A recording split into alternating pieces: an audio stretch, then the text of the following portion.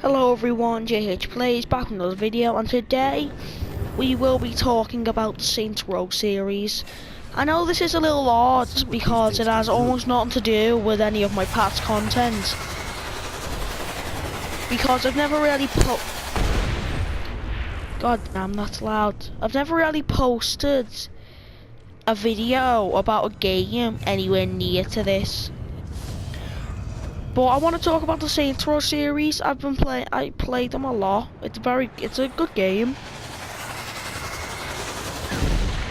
So I'm only gonna be talking about the more memorable Saints Row games, like this game, Saints Row 4, Gat Out of Hell, and other games such as you know what. Yeah. Note to self: find a way to control lightning. So just other games such as Saints Row 3, Saints Row 4, and this game, because I'm not going to be including. I don't want to include. I really don't want to include Saints Row 2 and 1, because firstly I haven't played Saints Row 1. So first I haven't played Saints Row 1. So I don't want to make reviews that I'm not sure about. And I have played Saints Row 1. I mean Saints Row 2 a good bit, but I just haven't played it enough. Cause I've played all of these games now. I've played pretty much every Saints Row game besides one, and that's Saints Row 1. So I'm just gonna talk about 3, 4, and Gat Out of Hell. So let's get on to the video and talk. So I'm just gonna start off by talking about Saints Row 3. It was my first introduction to this. It's my first. Gotta pick it up. That game introduced me to the Saints Row series, and I'm glad I played that one, because the Saints Row games are pretty good. I used to think of them as just like a rip-off of GTA, but now that I've played them, they're actually pretty good in their own way. It's a little more. It's a little more. I don't know how. It's a little more like PG. Pretty sure that's the right word. But still, so anyway, it's overall just like it reminds me a lot of GTA 4. Since I'd never actually played GTA 4, I'd like to think of that as my version. The plot is a little odd and not very memorable and pretty boring, so I'm not going to get into detail with that one just because it's not interesting. I only want to talk about the games that have interesting plots. So basically, I'm just going to talk about what I'm going to talk about is its gameplay and stuff. So the gameplay on its own when you start the game is pretty good, and some of the story missions, though it's not memorable, the task that you need to do for the story is pretty fun. And it's cool getting. Also, I really enjoyed the mission where you get a new safe house. Oh yeah, spoilers. It's very early on, and in fact very good.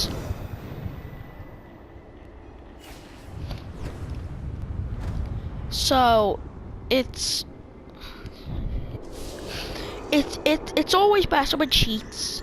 My favorite cheat was the zombie cheat, just because I don't think that the cheat should have actually been a cheat though, because that should be like a game mode, like just a and there is a version of it that is just a game mode, but I wanted like an actual game mode. Like a game mode on its own. like you could just turn it on without needing to activate a cheat code. But still, I always loved doing the zombie cheat code thing. It was always cool, and it was just a plain lot of fun to do. Don't know what these are. And I didn't really like the golden gun thing where you just one-hit kill everyone. It took out the small bit of challenge that was in the game to begin with, and just turned it into your average game. I liked stuff like infinite ammo, zombies and stuff. That was always better. I think I'm glitched. Hold on.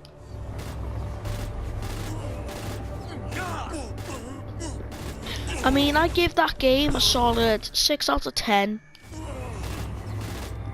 It could have been better, but for what it is, it's good. Keep talking, bitch.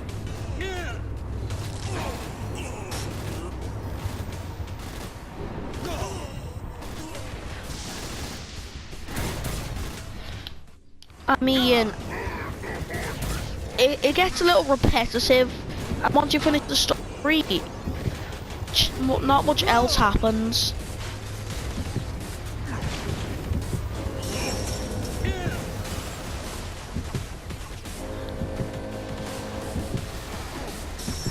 So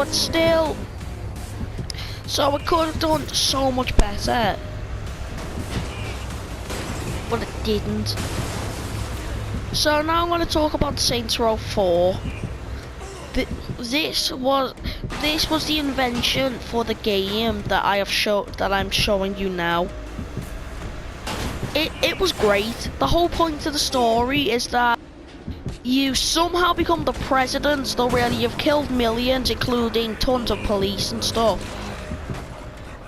So that's very confusing. Firstly, and secondly, it's very confusing. So yeah,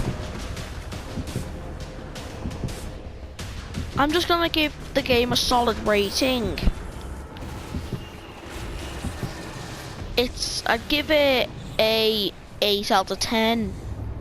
So the whole point is that when you're doing a speech, and you're somehow a president, whatever,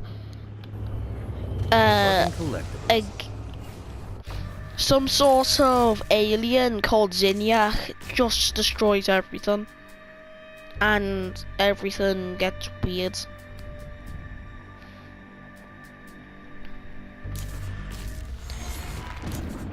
So you end up having to go into this like little trance type world where you have your own superpowers. The story in this game was better, but the problem with it was that the tasks that you had to do weren't very fun. It basically went the opposite way round. One of them was more fun. One of them more fun. The other one was just one of them more fun, and then the other one had better story, but it wasn't exactly better because the tasks were really boring. So I spent most of my time just not doing the story. I like being able to mess around with that little trance wheel, like changing the time of day, and it's always fun to add cheats. So basically the game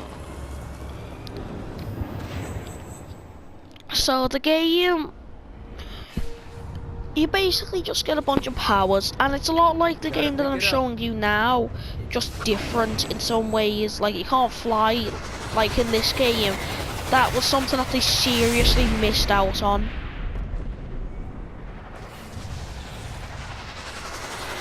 I mean, but still, it was their first time doing a game with superpowers, so give them a break since Rockstar didn't start. It was made by, I'm pretty sure it was made by Rockstar. Cause it seems like it was a game made by Rockstar. But it was anyway just a good game. It added a bunch of things when you got to like a super high level that this game gives you almost right away. Because you have to get to like a super high level in the other game, and you have to fill out a bunch of requirements to unlock the ability to run on water. In this game you can run on lava once you're like level 4 or something. I think level's 5 or 6. It's real. Wait, no, level 5. It's really simple. Also, you get wall running as well. So this game just expanded upon it. So really, the cheats in the game were pretty much the same as the first Saints Row game, but it sadly removed the zombie cheat. I'm pretty sure that's because there's not really a point to zombies, which is stupid, because I seriously enjoyed the zombie options that you had in Saints Row 3. Also, that PlayStation Now I don't think that PlayStation Now allows you to play Saints Row 3 either, so that's also sad as well. So I'm just gonna talk about this game. Great, but they're just adding less and less cheats in the game. This game has no cheats that I'm aware of, at least.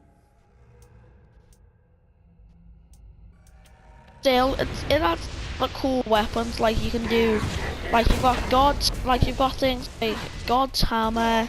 I'm gonna prove I'm the better saint. You have things like God's hammer, which is just a Thor hammer. Not much creativity in that one. There's this weird guy that you can kill for rewards and stuff. It's a little weird. There's these things that stop you from flying. And then there's another thing you need to destroy them, which is one of the most boring things in the whole game. I find no fun out of doing them. And it's basically just like the map things that you get from like Watch Dogs or something. They're boring and basic as hell. Also, it's really difficult to get rid of your wanted level in this game. I mean, like, once you're wanted, you stay like that for years.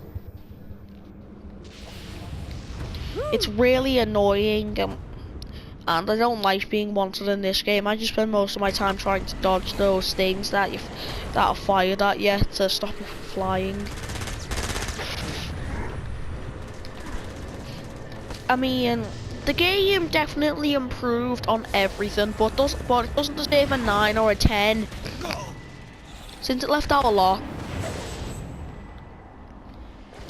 Also, I think I might end the video here. I didn't actually get to go through everything that I wanted to, but there wasn't as much to say as I would have hoped. So yeah, I'd give it an 8.3 out of 10 since it still missed a lot.